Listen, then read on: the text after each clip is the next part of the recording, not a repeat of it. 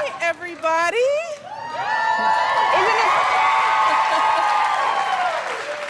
Last time you had to join us via Zoom, and now you get to be with people. This is my first live audience in like 2 years. You guys, this is so good.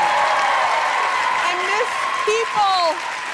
Like right there. Here they are. They're right there. I know, it feels really good. I like people too, and it's really nice to have people here. It's so sad when people are not around other people. It's not a good thing. No. It's not normal. No. Well, you're also extra lonely because you had a full house during COVID. Well, it's still ongoing, but at the height of it, your daughters were home, and now they're gone, so it's an empty house. Bye. They're gone. No, it was an extra special treat to have them that little bit of time because being with them as adults it's fun. I mean, I love them at every age. That was Sasha's graduation from high school. She is in college and they are doing well and they are just amazing young women. How old are they now? 23 and 20.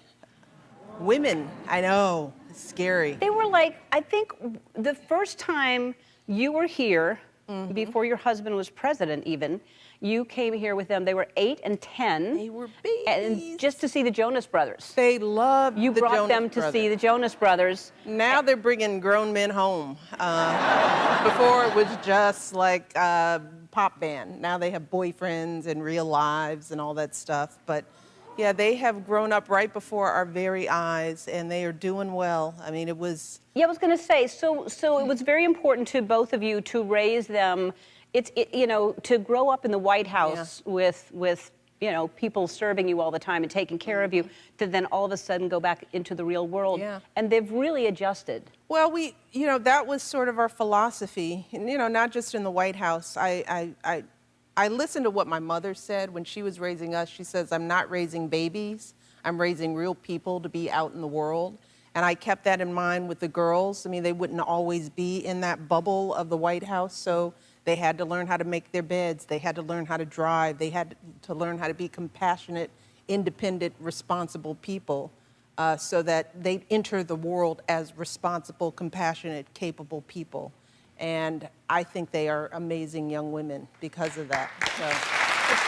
Yeah, it's hard to do that in that environment. Yeah. And that picture that we showed just now of the family, y'all just look so relaxed and so happy. And you and Barack are celebrating your 30-year wedding anniversary. 30 years. That's impressive. I've known him for a long time. That guy's been around, hanging out. And you know, a lot of relationships go through a lot of things to test it. I'd imagine your partner being president of the United States would be very stressful. That was a hassle. Yeah.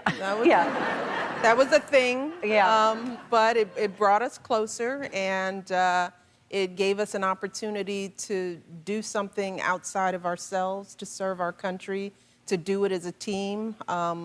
I respect him. I know a lot of people miss him right around now. Yep. Yep. Yeah. But yeah, amazingly, that time in the White House, because we were working on hard things all the time, it brought us closer. We had to be each other's best friends. Yeah. We lived in the bubble with each other. Had to learn how to get along because he was the person I was seeing all the time. He's the only person that we understand what we both went through. And we have that unique experience. Yeah, I mean, who else can? I mean, a couple of people that you could talk to that you know that had that same experience. A couple of people you'd want to. Yeah. So if you look at, I think you all got one. Well, if you look at what he was not great at 30 years ago, and what he's better at now, and vice versa, what are they? He's pretty good at golf now. He's doing a lot of golf. Not so good at picking up after himself. No, he had a lot of help doing that. He thinks he's good at it, but he had a lot of help. You're right. He's gotten a little worse at that. So he got used to that bubble of everybody. We all did. Yeah, Let sure. me say, you know, it's not like I miss cooking or anything. Yeah. So supposedly, Drake is interested in playing the part of your husband in a movie. Just any movie? What do you, it would be the movie about your husband. Oh, it would okay. He would be playing the part of Barack. How do you feel about Drake playing that role? I don't know that he's got the ears for it. Yeah. I don't know. I mean, they're both cute. Yes. Yeah, they're both Yeah. cute, but he'd have to sort of do something with his ears. Some prosthetics or something like that. All right, we'll take a break. More with Michelle. She's here the whole show.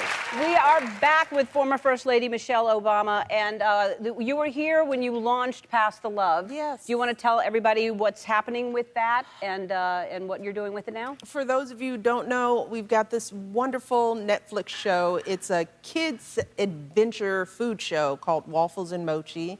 I'm here also taping the second season of it, but as part of the show, we wanted to make sure that families in need had access to the food and the recipes that we were testing out on the show. So we started an initiative called Pass the Love, our goal was to get 1 million meal kits to families across the country. We surpassed our goal, thanks to so many people. And it's all about food equity in this time of quarantine. There are a lot of families that struggled, and we have to keep that in mind because even though it feels like things are coming to an end, there are a lot of families out there that are going hungry today in this country. So we're going to keep it going. We're still doing more and more meal kits. So if you're interested, go to wafflesandmochi.org. And we want to keep feeding families across this country and making sure kids can engage in, the whole activity of exploring the world and learning about food, but having the resources at home to participate. So I want to thank you, Ellen, because you contributed a huge amount, helped us reach our goal. As always, Ellen always giving. Thank you. Thank you. Thank you for doing it. Yeah. Before, I know that you didn't have as hard a transition when you left, when your husband left office.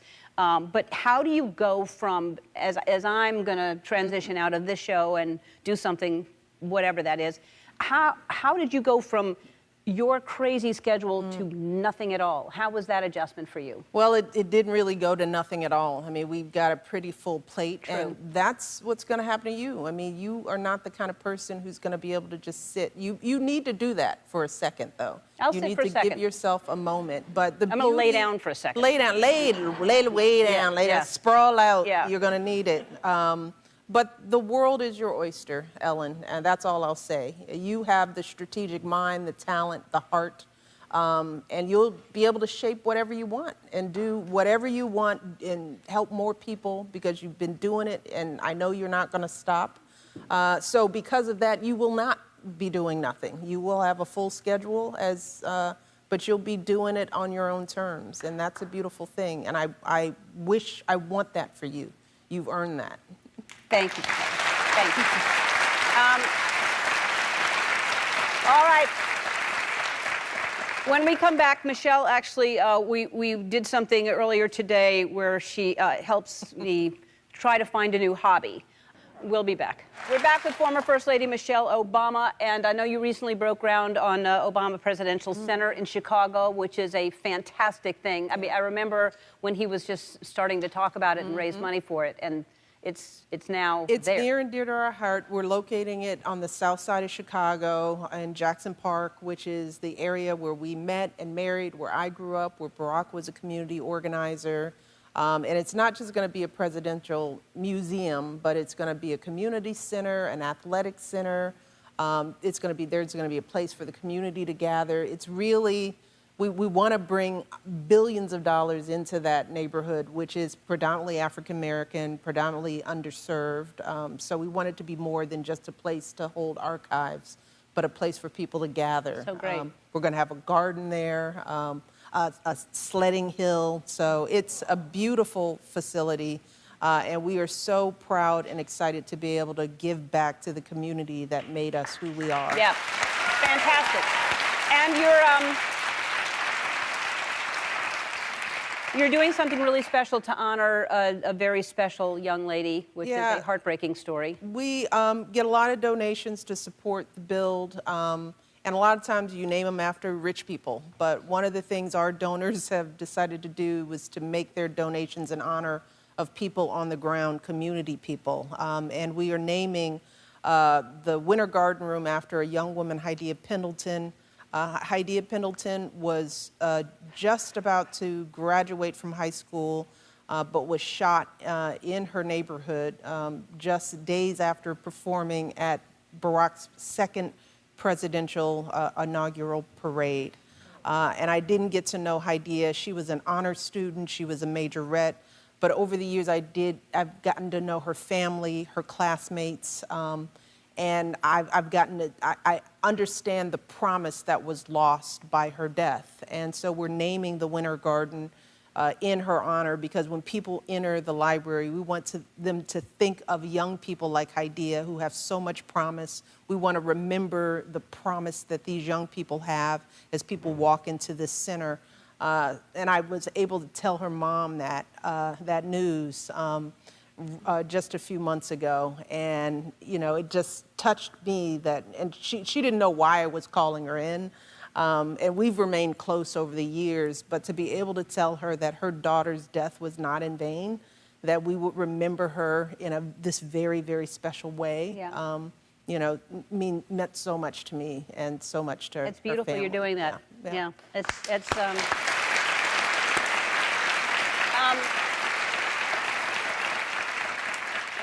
I have to say, we never really spoke about when I received the Presidential Medal of Freedom, but building up to first of all, getting the phone call that I was going to receive the Medal of Freedom was just unbelievable when I got the phone call. So when I got the phone call, I was like, oh my God, I can't believe this is happening.